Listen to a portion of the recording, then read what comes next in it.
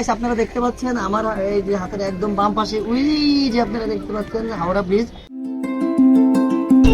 আর এটি হচ্ছে আমাদের প্রিন্সেপ ঘাট।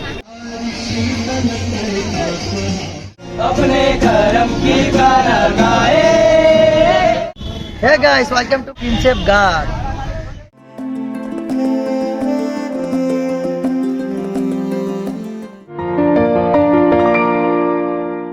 হ্যালো গাইস, কি অবস্থা সবার, কেমন আছো সবাই? আই হোপ সবাই অনেক বেশি ভালো আছো। Welcome to my new blog. আজকে আমরা যাচ্ছি প্রিন্সেপ ঘাট, যেখানে রয়েছে বিদ্যাসাগর সেতু আর হচ্ছে হাওড়া ব্রিজ। ওয়েস্ট বেঙ্গলের রাজধানী কলকাতা থেকে সবাইকে স্বাগতম। গাইস আজকে আমরা কলকাতার দুটি বিখ্যাত ব্রিজ উপভোগ করতে যাচ্ছি, একটা হচ্ছে বিদ্যাসাগর সেতু আর একটা হচ্ছে হাওড়া ব্রিজ। তো আমি অনেক আগে থেকে আমি খুব এক্সাইটেড ছিলাম যে কখন বেরোবো, তো ফাইনালি বাসা থেকে বের হয়ে গেছি। তো এখন আমরা যাচ্ছি হাওড়া ব্রিজ আর হচ্ছে আপনার বিদ্যাসাগর সেতু। তো কথা বেশি না বাড়িয়ে চলুন শুরু করে আজকের blog. So let's get started. আমরা কলকাতার মুকুন্দপুর থেকে ট্যাক্সি ভাড়া করে এখন যাচ্ছি প্রিন্সেপ ঘাটের দিকে। গাইস আমরা এখন ট্যাক্সির জন্য ওয়েট করতেছি, আর আমাদের ট্যাক্সি তো প্রায় চলে আসছে। আমরা ওলাতে ট্যাক্সি করছি, রিজার্ভ করছি, বুক করছি। তো এখন আমাদেরকে গাড়ি নিতে আসছে।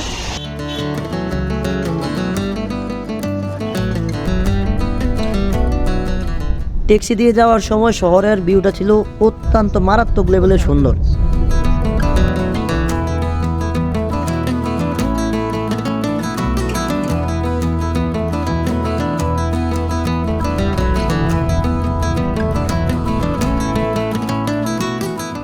আমরা প্রায় চলে আসলাম, আর এখনই আমরা ট্যাক্সি থেকে নেমে যাব।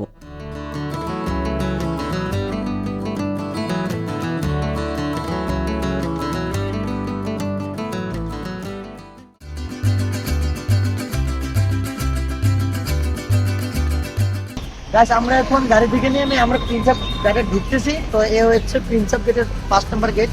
আমরা এখন 7 নম্বর গেট দিয়ে আমরা প্রিন্সেপ ঘাটের ভিতরে যাব।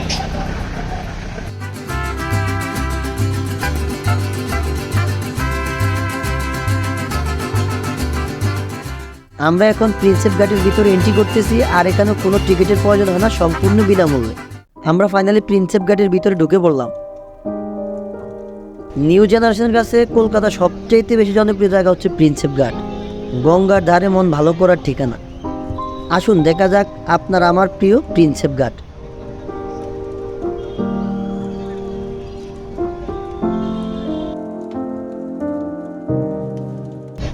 গাইস বিদ্যাসাগর সেতুর পাশে হচ্ছে আপনার প্রিন্সেপ ঘাট, আর এই প্রিন্সেপ ঘাটটি তৈরি করা হয়েছিল ব্রিটিশ শাসনামলে।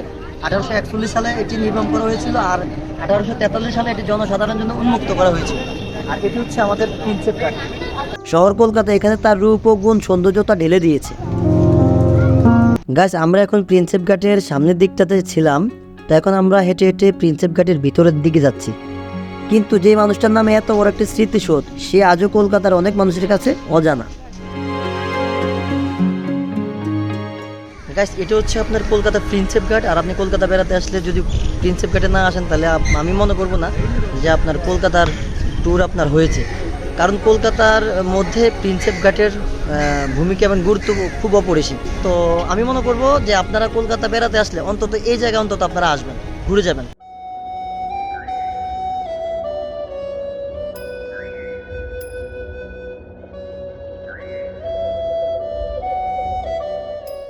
গাইস আপনারা দেখতে পাচ্ছেন আমার ঠিক পিছনে বিদ্যাসাগর সেতু, আর আমরা এখন কাছ থেকে এটিকে উপভোগ করব।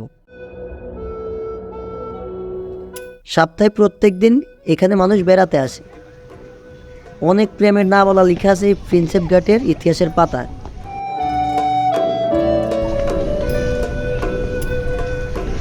গাইস আমরা এখন প্রিন্সেপ ঘাটের একদম মধ্যস্তরে আছি। আমরা এখন যাচ্ছি হচ্ছে আমরা হাওড়া ব্রিজের দিকে যাব। এখান থেকে আমরা নৌকা ভাড়া করে আমরা তারপর হচ্ছে হুগলি নদীতে নামব। এই ঘাটটির বিনোদন জগতে বিভিন্ন কাজে কর্মে ব্যবহৃত হয়।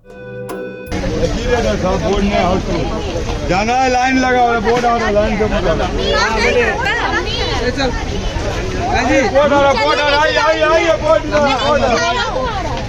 बोर्ड चली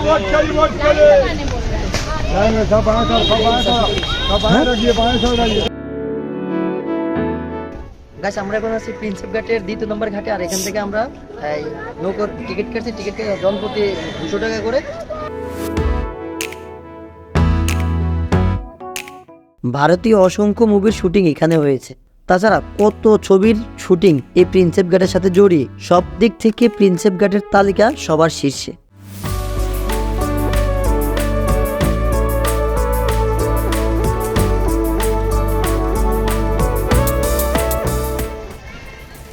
हम लोग अभी कहाँ पे घूमने के लिए आए हैं, सब दोनों भाई मिलके देखते क्या है जो होते हैं, सब लोग सपोर्ट हिम। গাইস আপনারা দেখতে পাচ্ছেন আমার এই যে হাতের একদম বাম পাশে ওই যে আপনারা দেখতে পাচ্ছেন হাওড়া ব্রিজ, আর এটাকে আমরা হাওড়া ব্রিজ নামে চিনি। বাংলাদেশ থেকে আপনারা অনেকে আসেন দেখেন, এটাই মূলত হচ্ছে হাওড়া ব্রিজটা, কলকাতার মধ্যে অবস্থিত। পরন্ত বিকেলে হুগলি নদীর সৌন্দর্য উপভোগ করতে নৌকা এখানে ভীষণ পপুলার। হুগলি নদীর মাঝখান থেকে হচ্ছে আপনার এই যে ভিউটা আছে, ভিউটা যদি আপনি দেখেন আপনি আসলে বলার ভাষা হারিয়ে ফেলবেন যে এতটাই সুন্দর আর এতটাই প্রকৃতিকে আপনি খুব কাছ থেকে অনুভব করতে পারবেন। হচ্ছে এদিকে তো প্রিন্সেপ ঘাট, আর হচ্ছে এদিকে হচ্ছে আপনার হাওড়া ব্রিজ, আর হচ্ছে বিদ্যাসাগর সেতু।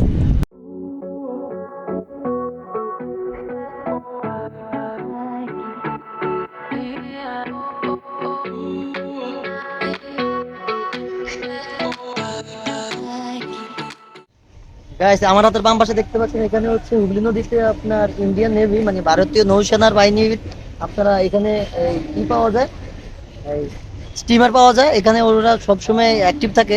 তো সচরাচর আমরা ইন্ডিয়াতে এসে দেখলাম যে হুগলি নদীতে যেখানে নেভি থাকার কোনো প্রয়োজনই মনে করি না, সেখানে হচ্ছে ভারতীয় নৌবাহিনী এখানে আপনার অবস্থান করতেছে। আমাদের হুগলি নদী ভ্রমণ শেষ, এখন আমরা নৌকা থেকে নামতেছি।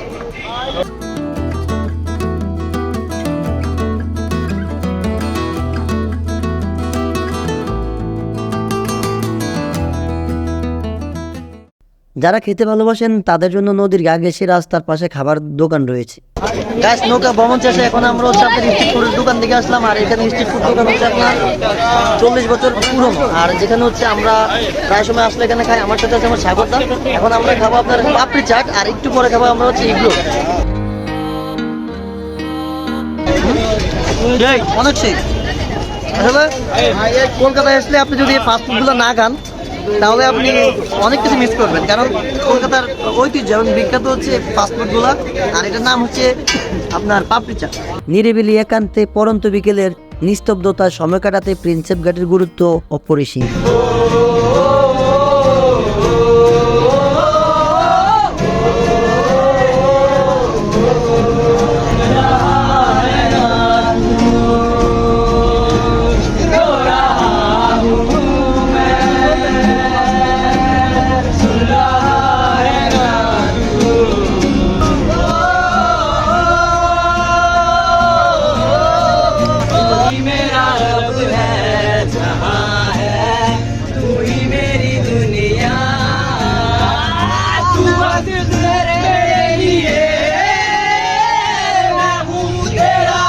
গাছ এখানে এসে একটি গান উপভোগ করলাম, আর গান উপভোগ করে আমার অনেক ভালোই লাগলো।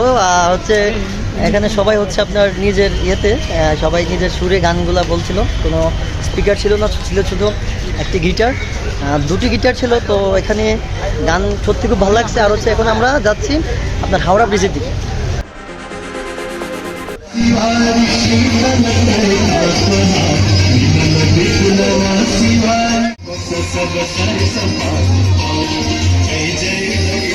প্রিন্সেপ ঘাট থেকে হুগলি নদীর গা ঘেঁষে আপনি হেঁটে হেঁটে চলে যেতে পারবেন হাওড়া ব্রিজ, আর প্রিন্সেপ ঘাট থেকে হাওড়া ব্রিজের দূরত্ব হচ্ছে প্রায় 5 কিলোমিটার।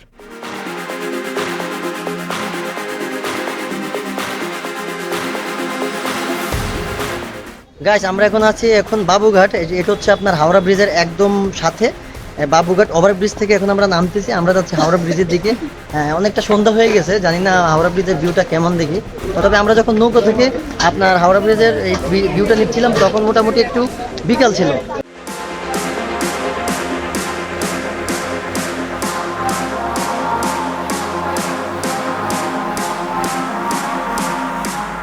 প্রিন্সেপ ঘাট থেকে হুগলি নদীর গা ঘেঁষে আপনি হেঁটে হেঁটে চলে যেতে পারবেন হাওড়া ব্রিজ। গাইস আমরা প্রিন্সেপ ঘাট থেকে হাঁটতে হাঁটতে আমরা হাওড়া ব্রিজের দিকে যাচ্ছি, আর এখান থেকে হচ্ছে অনেকটাই দূর। প্রিন্সেপ ঘাট থেকে হাওড়া ব্রিজটা হয়তো কাছ থেকে দেখা যায়, কিন্তু মূলত এটা হচ্ছে অনেকটা দূর। আর আমরা প্রিন্সেপ ঘাট থেকে আমি আমার সাগরদা হেঁটে হেঁটে আপনার হাওড়া ব্রিজের দিকে যাচ্ছি। গাইস আমরা হাঁটতে হাঁটতে প্রায় চলে আসলাম হাওড়া ব্রিজ। তো আমার সামনে দেখতে পাচ্ছেন আপনারা হাওড়া ব্রিজ। আমরা এখন হাওড়া ব্রিজের একদম উপর দিয়ে হাঁটতেছি গাইস। এটা হচ্ছে সেই বিখ্যাত ব্রিটিশের তৈরি আপনার হাওড়া ব্রিজ। আর আমি এখন হাওড়া ব্রিজের একদম উপর দিয়ে হাঁটতেছি।